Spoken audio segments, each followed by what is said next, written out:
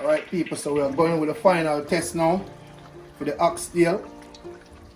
So flame lower.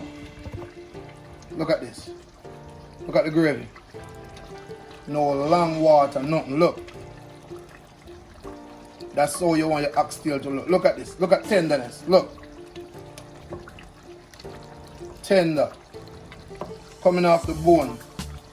Look at that. Coming off the bone. See? Succulent. Juicy. That's how you want your oxtail to be, guys.